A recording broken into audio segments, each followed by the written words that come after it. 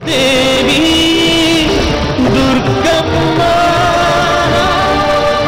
ಬಾ ಅಂತ ಕರಿತೀರಿ, ಬಂದ ಮೇಲೆ ಹೋಗು ಅಂತೀರಿ. ಕರೆಯೋವಾಗಿದ್ದ ನಂಬಿಕೆ ಬಂದ ಮೇಲೂ ಇರಬೇಕು.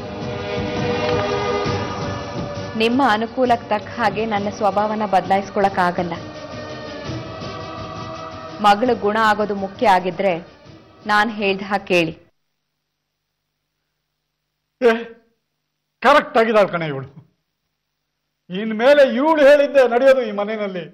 ಗಂಟೆ ಶಬ್ದ, ಅಷ್ಟೋತ್ರ, ಕರ್ಪೂರದ ವಾಸನೆ, ಊದುಬತ್ತಿ ವಾಸನೆ, ಹೂವು ಹಣ್ಣು ಏನೂ ಇರಲ್ಲ.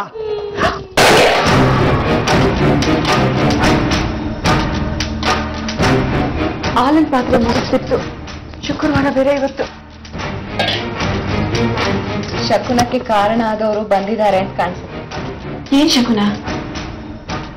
ದೇವಿ ಸರಿ ಹೋಗೋವರೆಗೂ ಶುಭ ಶಕುನ ಇಲ್ಲ ಈ ಮನೆಯಲ್ಲಿ. ದೇವಿನ ಸರಿ ಹೋಗೋಕೆ ಬಿಡುವಲ್ರು ಅಂತ ಕಾಣುತ್ತೆ. ಮಾಡೋದೆಲ್ಲ ಮಾಡಿಸ್ತಿದ್ಯಾ? ಅಮ್ಮನವರಿಂದ ಬದುಕುಂಟ? ಎಲ್ಲ ಮಾಡಿ ಜ್ಞಾನಿಗಳ ತರ ಮಾತಾಡ್ದ್ಯಾ. ಕರ್ಮ ನಂದು, ಮುಗಿಯೋದೇ ಇಲ್ಲ. ದೇವಿನ ಮಾತಾಡಿಸ್ಬೇಕಾಗಿತ್ತು ಸದಾಶಿವ. ಹಳೆ ನೆನಪುಗಳು ಯಾವುದು ಬರ್ಕಳಿಸ್ಕೊಡುದು ಅಂತ ಹಾಲಕ್ಕೆ ಹೇಳಿದಾಳೆ. ಹಳೆ ವಿಷಯಗಳು ತೆಗೆಯಲ್ಲ ಅಂತ ಮಾತು ಕೊಡು, ಒಳಗೆ ಬಾ.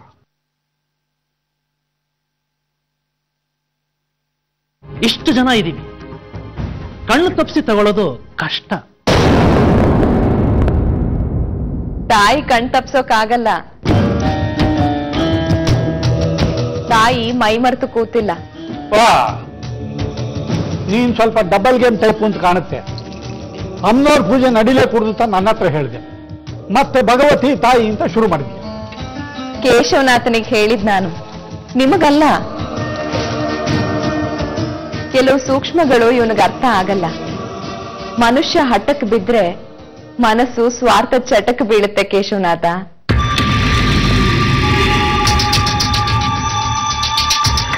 ಪಾರ್ವತಿ ಅವರೇ, ನಾನು ದೇವಿ ಹತ್ರ ಮಾತಾಡಬೇಕು, ಅವಳ ಕ್ಷಮಾಪಣೆ ಕೇಳಬೇಕು. ಯಾರು ಒಪ್ಪಿದ್ರು ನಾನೊಪ್ಪಲ್ಲ. ದೇವಿನ ಕೇಶವನಾಥರು ನೋಡ್ಕೂಡ್ದು. ಯಾವುದೇ ಕಾರಣಕ್ಕೂ ದೇವಿ ಕೇಶವನಾಥ್ರಿಗೆ ಹತ್ರ ಆಗಬಾರ್ದು. ಆದ್ರೆ ಅನಾಹುತ.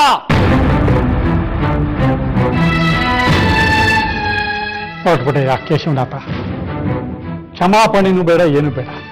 ಅದರಿಂದ ದೇವಿ ಆರೋಗ್ಯ ಏನು ಸುಧಾರಿಸಲ್ಲ. ಸುಧಾರಣೆ ಆಗ್ಬೋದೇನೋ. ಎಲ್ಲವೂ ಸುಧಾರಣೆ ಆಗ್ಬೇಕು. ಕೇಶವನಾಥರು ಋಣದಲ್ಲಿದ್ದಾರೆ, ಋಣ ತೀರ್ಸೋ ಹಂಬಲದಲ್ಲಿದ್ದಾರೆ. ದೇವಿನ ನೋಡ್ಲಿ ಬಿಡಿ. ಮುಖ್ಯವಾದ ವಸ್ತುನ ಯಾರಾದ್ರೂ ಹೊರಗಡೆ ಇಡ್ತಾರ? ಮುಖ್ಯವಾದ ವಸ್ತುನ ಒಳಗಡೆನೆ ಇಟ್ಟಿರ್ತಾರೆ. ಬಂದನು ಒಳಗಡೆ ಹುಡುಕ್ತಾನಂತ ಹೊರಗಡೆ ಬಚ್ಚಿಟ್ಟಿದ್ರೆ? ಒಳಗಡೆ ಇರೋದನ್ನ ಸರಿ ಮಾಡೋದಕ್ಕೆ ನಾನ್ ಬಂದಿರೋದು. ನಿನ್ನಿಂದ ಒಂದು ಸಹಾಯ ಆಗ್ಬೇಕು. ಏನು?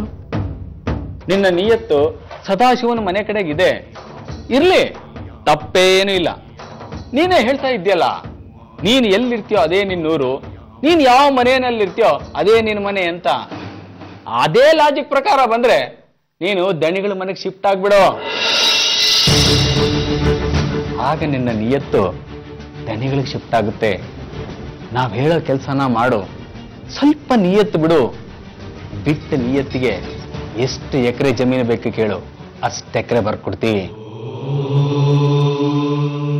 ಮಹಾಲಕ್ಷ್ಮಿಗೆ ಹಣ ಕೊಡ್ತಿದ್ದೀನಿ ಅಂತಿದೀಯಲ್ಲ?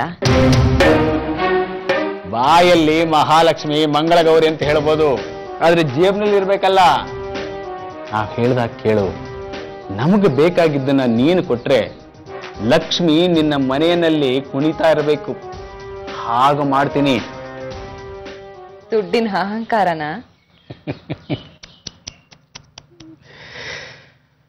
ದುಡ್ಡಿನಿಂದ ಬಂದ ಆತ್ಮವಿಶ್ವಾಸ. ನಿನಗೇನ್ ಬೇಕು ಅನ್ನೋದನ್ನ ಬಲ್ಲೆ ನಾನು.